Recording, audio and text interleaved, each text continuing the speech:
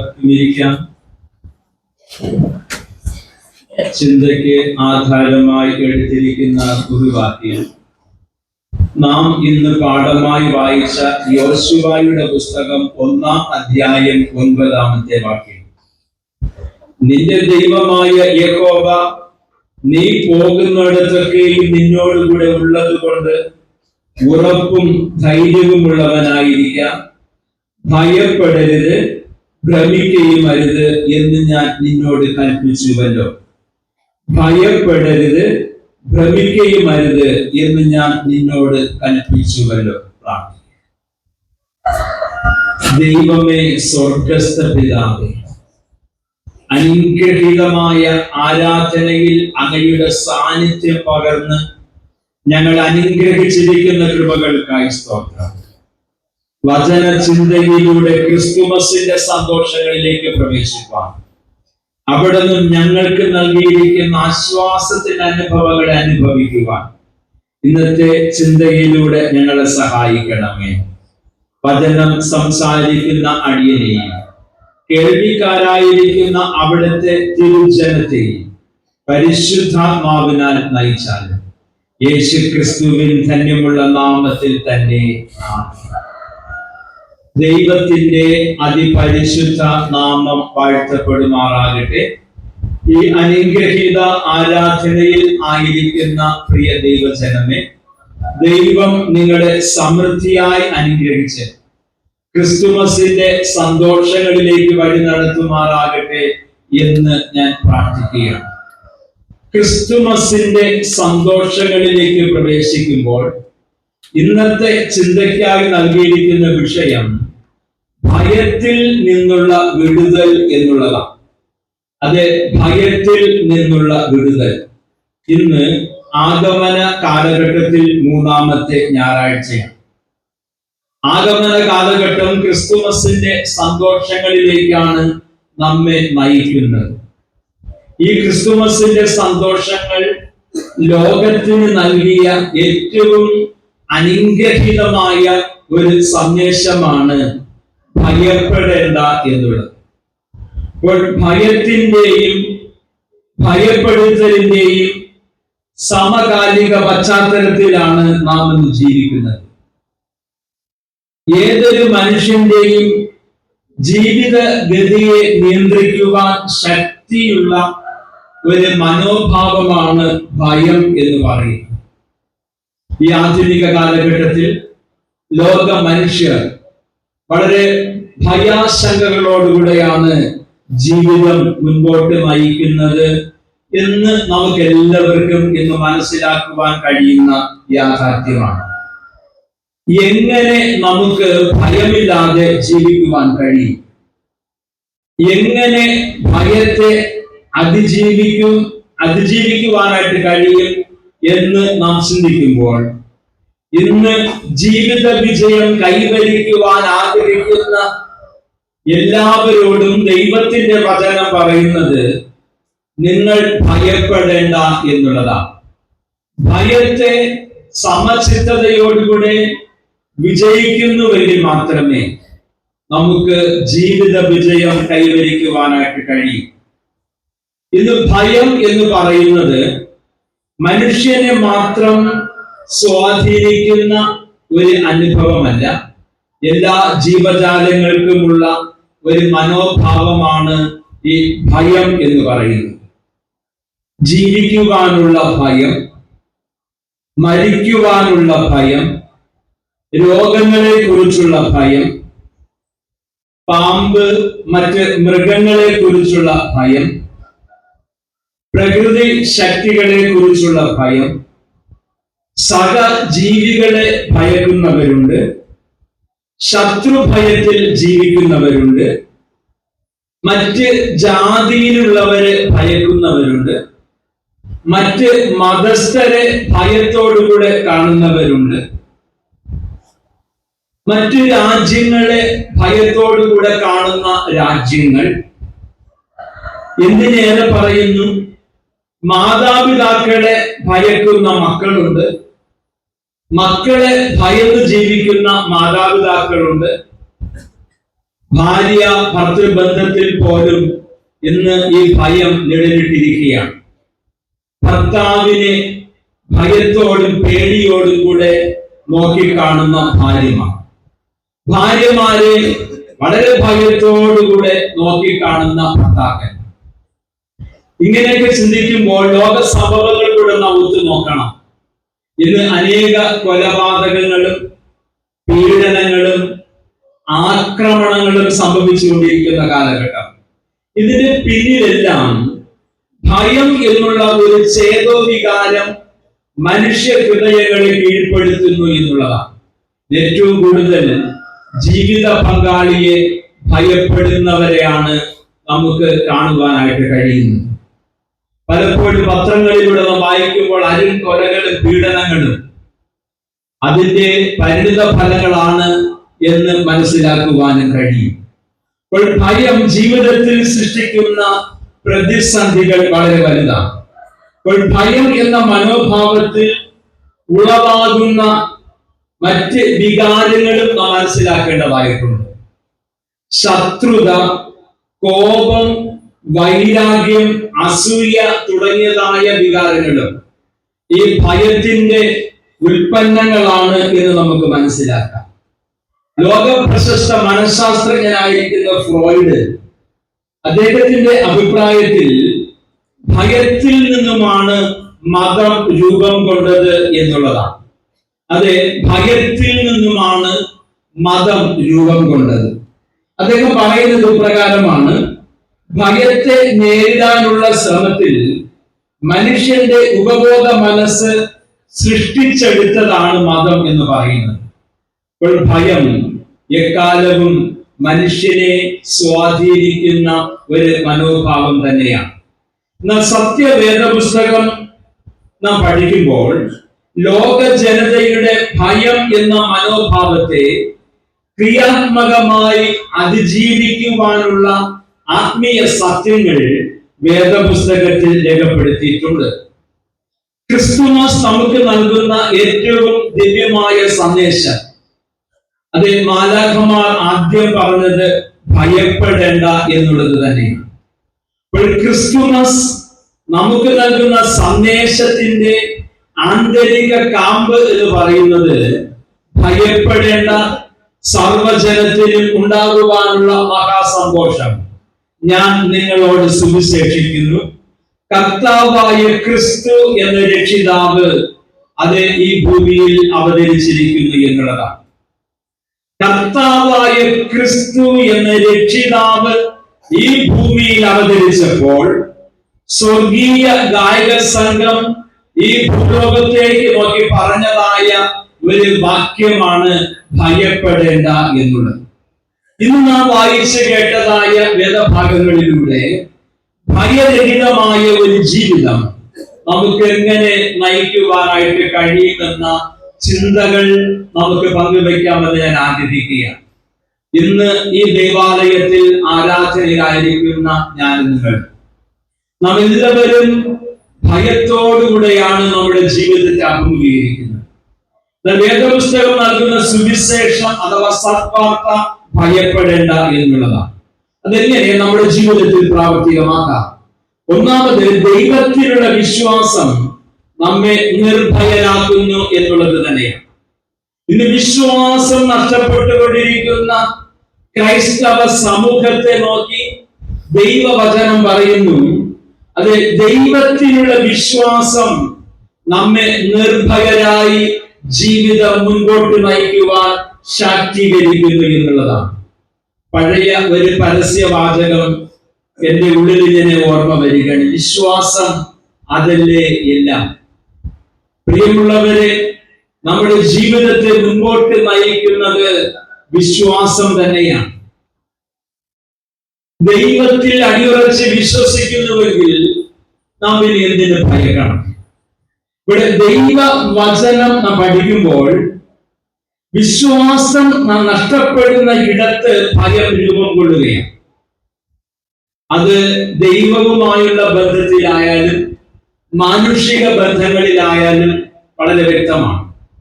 വിശ്വാസം നഷ്ടപ്പെടുന്ന ഇടങ്ങളിൽ ഭയം രൂപം കൊള്ളുന്നു. ദൈവത്തിലുള്ള നമ്മുടെ വിശ്വാസം എവിടെ നഷ്ടപ്പെടുന്നുവോ അവിടെ ഭയം നമ്മുടെ ഹൃദയത്തിലേക്ക് കടന്നു വരുന്നു. നമ്മുടെ കുടുംബ ജീവിതത്തിൽ നമ്മുടെ ജീവിത പങ്കാളിയിന്മേലുള്ള വിശ്വാസം എവിടെ നഷ്ടപ്പെടുന്നുവോ അവിടെ പിന്നെ ഭയത്തോടുകൂടെയാണ് പല കാര്യങ്ങളും നാം നോക്കി കാണുന്നത് എന്നുള്ളതാണ്. അപ്പോൾ ഇത് മനുഷ്യ സഹജമായ ഒരു അനുഭവം തന്നെയാണ്. നാം ഇന്ന് പ്രതിവാക്യമായി വായിച്ച 27-ാം സങ്കീർത്തനം ദൈവത്തിന്റെ സ്വാഭാവിക സവിശേഷതകളായി രേഖപ്പെടുത്തിയിരിക്കുന്ന വെളിച്ചം, രക്ഷ, ജീവന്റെ ബലം, മറവിടം, തുണ തുടങ്ങിയവയെല്ലാം വിശ്വാസ ജീവിതത്തിൽ ഭയരഹിതമായ ഒരു ജീവിതത്തിന്റെ സാധ്യതകളെ പ്രോത്സാഹിപ്പിക്കുന്ന വാക്യങ്ങളാണ്. ഇപ്പോൾ ജീവിതത്തിൽ ശത്രുക്കൾ സ്വൈരവിഹാരം നടത്തുന്ന ഈ ലോകത്തിൽ ഒരു ഭയരഹിത ജീവിതം എങ്ങനെ നയിക്കുവാനായിട്ട് കഴിയും? ശത്രുക്കൾ എന്ന് പറയുമ്പോൾ നമ്മുടെ മുന്നിൽ നിന്ന് നമ്മോട് പോരാടുന്നവരെ മാത്രമല്ല ഞാൻ ഉദ്ദേശിക്കുന്നത്. ഇന്ന് പലപ്പോഴും നമ്മുടെ കുടുംബങ്ങളിൽ പോലും ശത്രുതകളും ശത്രുത്വവും വളർന്നു വരുന്നു. നമ്മോട് ചേർന്ന് നിന്ന് നമ്മെ സ്നേഹിക്കുന്നു എന്ന് പറയുകയും നമ്മെ ശത്രുതാ മനോഭാവത്തോടുകൂടെ കാണുകയും ചെയ്യുന്നവരുടെ ഒരു സമൂഹത്തിലാണ് നാം ജീവിക്കുന്നത്. അപ്പോൾ ഇത്തരത്തിലുള്ള ശത്രുതകൾ കൊണ്ട് നിറഞ്ഞ ജീവിതത്തിൽ ഒരു ഭയരഹിത ജീവിതം എങ്ങനെ സാധ്യമാക്കുവാനായിട്ട് കഴിയും? അത് ശത്രുക്കൾ സ്വൈരവിഹാരം നടത്തുന്ന ഈ ലോകത്തിൽ ഒരു ഭയരഹിത ജീവിതം നയിക്കുവാൻ ഈ സങ്കീർത്തനം നമ്മെ ശാക്തീകരിക്കുകയാണ്. യഹോവ എന്റെ വെളിച്ചവും എന്റെ രക്ഷയുമാകുന്നു, ഞാൻ ആരെ ഭയപ്പെടുന്നു? യഹോവ എന്റെ ജീവന്റെ ബലം, ഞാൻ ആരെ പേടിക്കുന്നു? ഒരു സൈന്യം എന്റെ നേരെ പാളയമിറങ്ങിയാലും എന്റെ ഹൃദയം ഭയപ്പെടുകയില്ല. എനിക്ക് യുദ്ധം നേരിട്ടാലും ഞാൻ നിർഭയമായിരിക്കും. യഹോവയിൽ പ്രത്യാശ വയ്ക്കുക, ധൈര്യപ്പെട്ടിരിക്കുക, നിന്റെ ഹൃദയം ഉറച്ചിരിക്കട്ടെ. ഇവിടെ സങ്കീർത്തനക്കാരൻ ഇപ്രകാരം പറയുവാനുള്ള കാരണം ദൈവത്തിനുള്ള നമ്മുടെ അടിയുറച്ച വിശ്വാസത്തെ ഒന്നുകൂടെ ഉറപ്പിക്കുവാൻ കഴിയുന്ന വളരെ പോസിറ്റീവായ നല്ല ചിന്തകൾ. ദൈവം നമ്മോട് കൂടെ ഉണ്ട് എങ്കിൽ പിന്നെ നാം എന്തിന് ഭയപ്പെടണം എന്നുള്ളതാണ്. ഒന്നാമത്തെ വാക്യത്തിൽ യഹോവ എന്റെ വെളിച്ചം എന്ന് സങ്കീർത്തനക്കാരൻ പറയുകയും, യഹോവ എന്റെ വെളിച്ചം എന്ന് പറയുമ്പോൾ ഇരുട്ടിനെ ഭയപ്പെടുന്ന ഒരു ലോകത്തിലാണ് നാം ജീവിക്കുന്നത്. ഇരുട്ട് നമ്മെ ഭയപ്പെടുത്തുന്ന ഒരു യാഥാർത്ഥ്യമാണ്. അപ്പോൾ ഇരുട്ടിലാണ് നാം ജീവിക്കുന്നതെങ്കിൽ ഭയത്തെ നമുക്ക് ജീവിക്കുവാൻ കഴിയും. യെശയ്യാ പ്രവാചകന്റെ പുസ്തകം 9-ാം അധ്യായത്തിന്റെ 2-ാം വാക്യം, ഇരുട്ടിൽ നടന്ന ജനം വലിയൊരു വെളിച്ചം കണ്ടു. അപ്പോൾ ഇരുട്ടിൽ നടന്ന ജനം വലിയൊരു വെളിച്ചം കണ്ടു. യേശു പറഞ്ഞു, ഞാൻ ലോകത്തിന്റെ വെളിച്ചം ആകുന്നു. എന്നെ അനുഗമിക്കുന്നവൻ ഇരുട്ടിൽ നടക്കാതെ വെളിച്ചമുള്ളവരാകും. അപ്പോൾ ഇരുട്ടിൽ നടക്കാതെ വെളിച്ചത്തിൽ നടന്നുകൊണ്ട് ദൈവമക്കളായി ദൈവത്തിൽ പരിപൂർണമായ വിശ്വാസം അർപ്പിച്ചുകൊണ്ട് നാം ഈ ജീവിതയാത്ര നയിക്കുന്നുവെങ്കിൽ ഭയപ്പെടേണ്ടതായ കാര്യമില്ല. അതുകൊണ്ട് തന്നെയാണ് കർത്താവായ യേശുവിന്റെ ജനനത്തിങ്കൽ മാലാഖമാർ പാടി ഭയപ്പെടേണ്ട എന്നുള്ളത്. രണ്ടാമത്തെ ചിന്ത, ദൈവിക വാഗ്ദത്തങ്ങൾ നമ്മെ നിർഭയരാക്കുന്നു എന്നുള്ളതാണ്. ദൈവിക വാഗ്ദത്തങ്ങൾ എക്കാലവും ദൈവം നൽകിയിരിക്കുന്ന വാഗ്ദത്തങ്ങൾ നമ്മെ സന്തോഷത്തോടെ ജീവിക്കുവാൻ ശാക്തീകരിക്കുന്ന ജീവസുറ്റതായ അനുഭവങ്ങൾ തന്നെയാണ്. ഇന്ന് നാം പാഠമായി വായിച്ച യോശുവയുടെ പുസ്തകം ദൈവിക വാഗ്ദത്തങ്ങൾ നമ്മെ നിർഭയരായി ജീവിക്കുവാൻ സഹായിക്കുന്നു എന്ന് നമുക്ക് അവിടെ മനസ്സിലാക്കുവാനായിട്ട് കഴിയും. നാം ഇന്ന് പാഠമായി വായിച്ച വേദഭാഗത്ത് 3 വാഗ്ദത്തങ്ങളെ കുറിച്ച് രേഖപ്പെടുത്തിയിരിക്കുകയാണ്. നിന്റെ അതിർ വിശാലമാക്കും, നീ ചെല്ലുന്ന ഇടത്തൊക്കെയും ശുഭമായിരിക്കും, അത് തുടങ്ങിയതായ നല്ല ചിന്തകൾ നമുക്ക് അവിടെ നൽകുന്നതായിട്ട് കാണുവാനായിട്ട് കഴിയും. ഒരു മനുഷ്യനും നിനക്ക് എതിർ നിൽക്കുകയില്ല. ഇവിടെ പറയുന്നു, ഒരു മനുഷ്യനും നിനക്ക് എതിർ നിൽക്കുകയില്ല, നിന്റെ അതിർ വിശാലമാക്കും, നീ ചെല്ലുന്ന ഇടത്തൊക്കെയും ശുഭമായിരിക്കും എന്നുള്ളതായ 3 വാഗ്ദത്തങ്ങൾ. ദൈവം മോശയിലൂടെ തന്റെ ജനത്തെ നടത്തി വിമോചന പ്രക്രിയയുടെ തുടർച്ചക്കാരനായി യോശുവയെ നിയോഗിക്കുകയാണ്.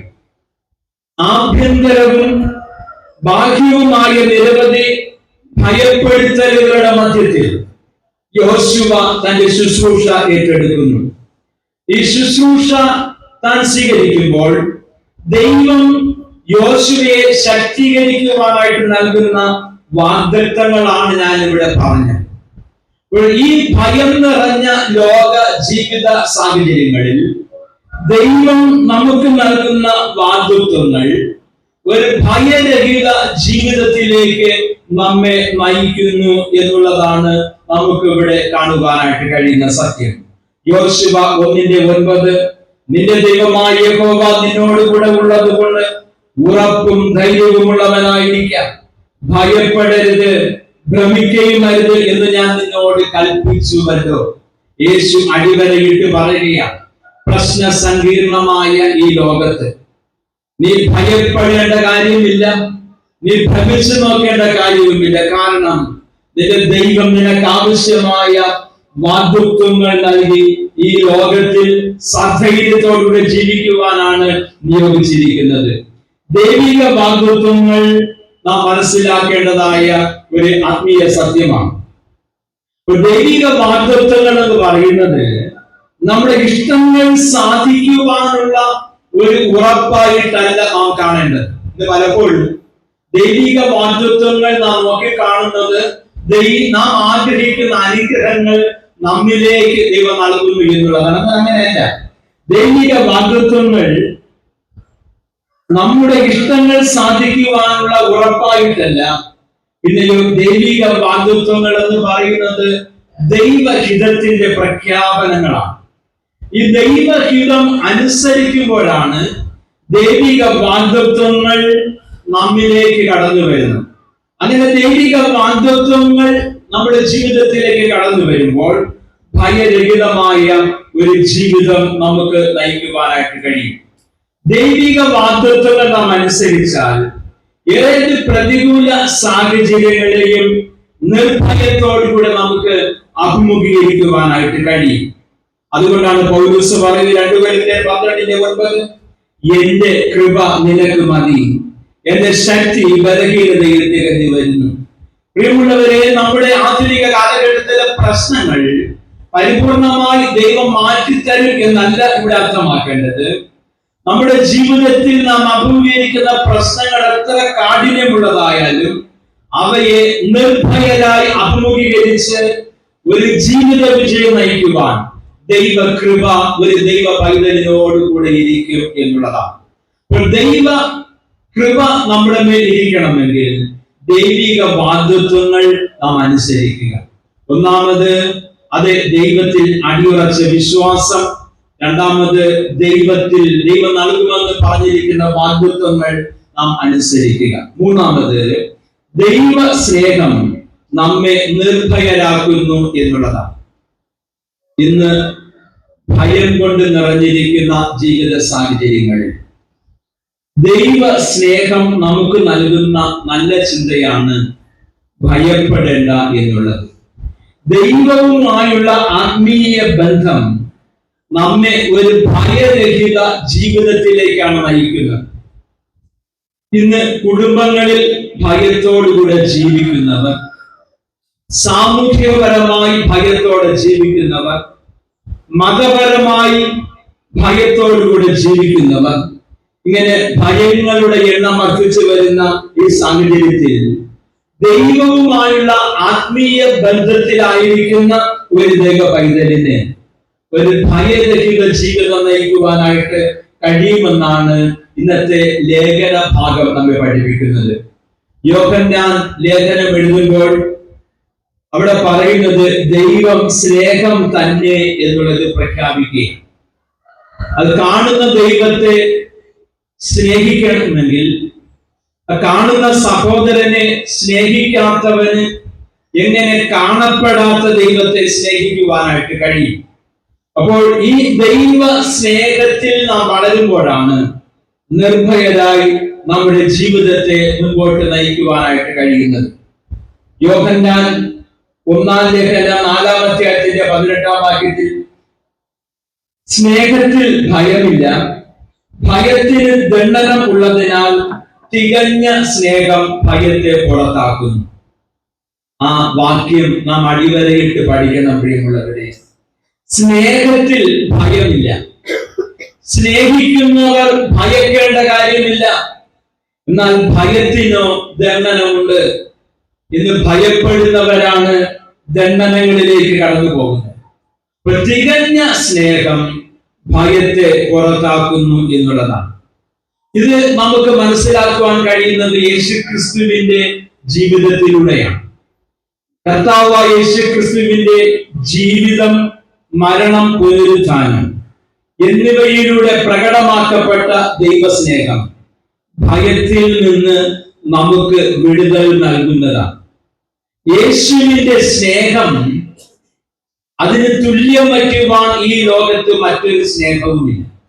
അപ്പോൾ ആ സ്നേഹം നാം സ്വാംശീകരിക്കുന്നുവെങ്കിൽ അത് ഭയത്തെ അതിജീവിച്ചുകൊണ്ട് സന്തോഷത്തോടെ ഭയരഹിതമായ ഒരു ജീവിതം നയിക്കുവാനായിട്ട് കഴിയും എന്നതാണ് നമുക്കിവിടെ മനസ്സിലാക്കുവാനായിട്ട് കഴിയുന്നത്.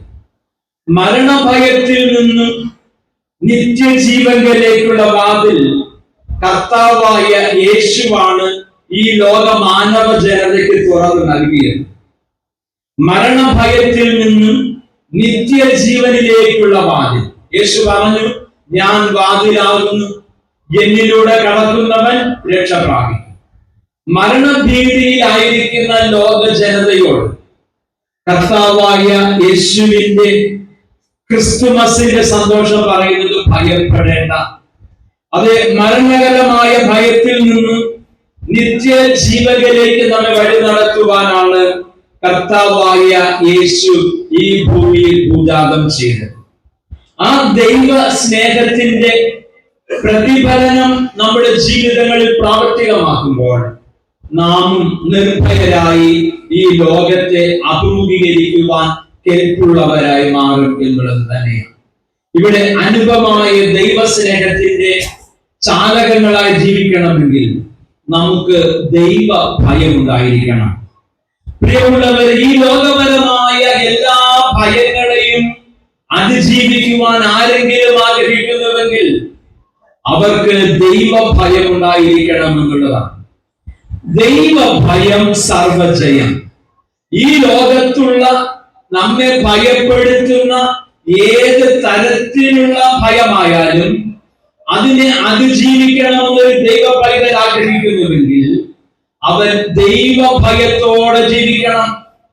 ദൈവത്തെ ഭയക്കുന്നവൻ മറ്റു ഏതൊരു ശക്തിയെയും ഭയക്കേണ്ടതായിട്ടില്ല.